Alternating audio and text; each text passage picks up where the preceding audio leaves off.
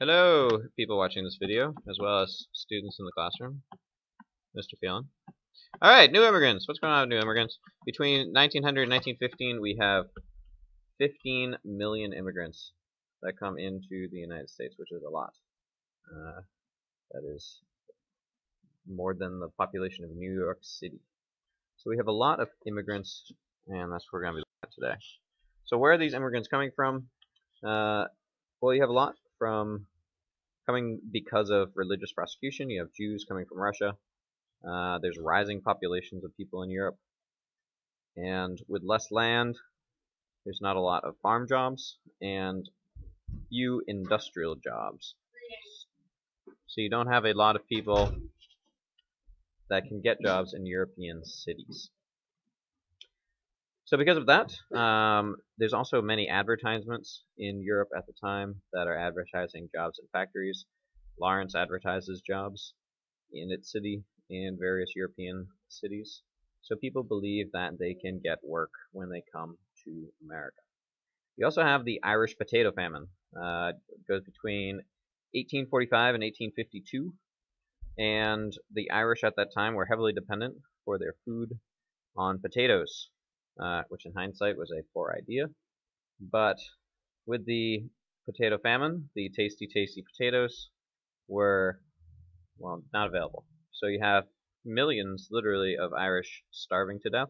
So you have many coming over to the United States, certain, if not only because of lack of food. So those are Europeans. If you look at the slide here, you have the sources, countries that these immigrants are coming from. If you look at Ireland, it's in the middle. You have hundreds of thousands coming. You have about 1.5 million people leaving Ireland, coming to the United States in just 30 years. Germany also has a large influx of people. They have a huge population and not the work or the ability to support such a population. In the United States, well, it certainly can. We also have immigrants coming from China and Japan. We've already mentioned the Chinese laborers who worked on the railroads. And you have a lot of Japanese who are moving to Hawaii, working on farms. Here, the image, we have a pineapple farm. And by 1920, there's 200,000 Japanese in the United States. They also settled a lot up in the Pacific Northwest, so in Washington and Oregon areas. Predominantly they're working on farms as well. Immigrants, when they got to the United States, they had to be subjected to a number of tests. So you have mental tests. If you look here, this is... Nope, Scarlett, you cannot say anything.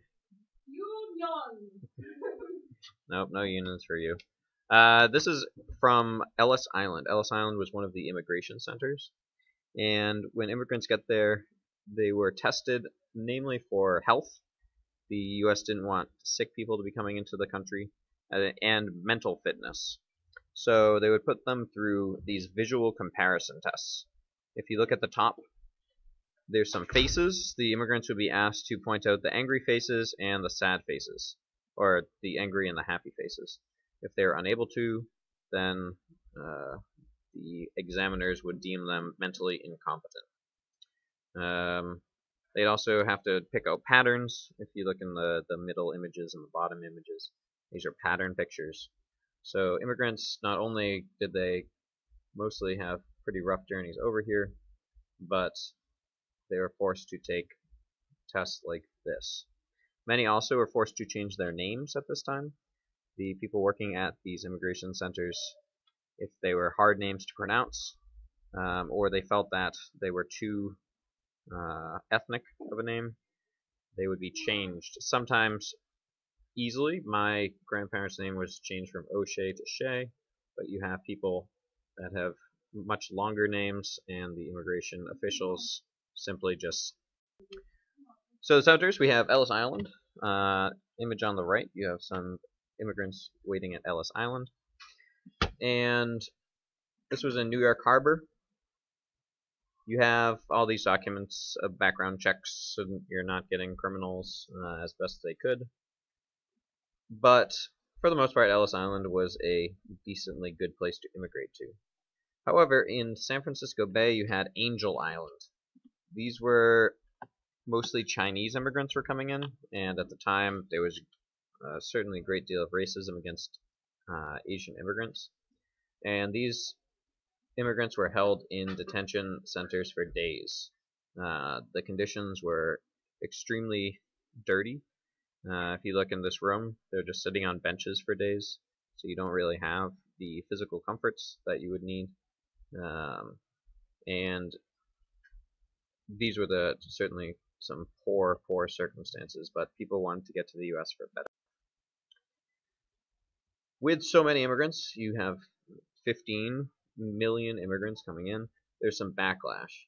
So you have, really starting in the 1840s, there's a Know-Nothing Party, and it was formed by nativists, and nativists only thought that Anglo-Saxons, so the British, Germans, Scandinavians, were desirable immigrants. People that were Spanish, Italian, Slavic, Asiatic were not welcome, and Catholics and Jews were also on the undesirable list, namely because these people were racist. They thought less of these groups of individuals, thought them as stupid and bringing crime, poverty, and they actively tried to get them out or keep them out of the country. One group that these nativists succeeded in excluding were the Chinese. 1882, the Chinese Exclusion Act is passed. It's passed by Congress, and it bans entry of all Chinese into the United States, except for students, teachers, merchants, tourists, and government officials. So if you are somehow, as they thought, deemed useful to the country, you would be allowed in.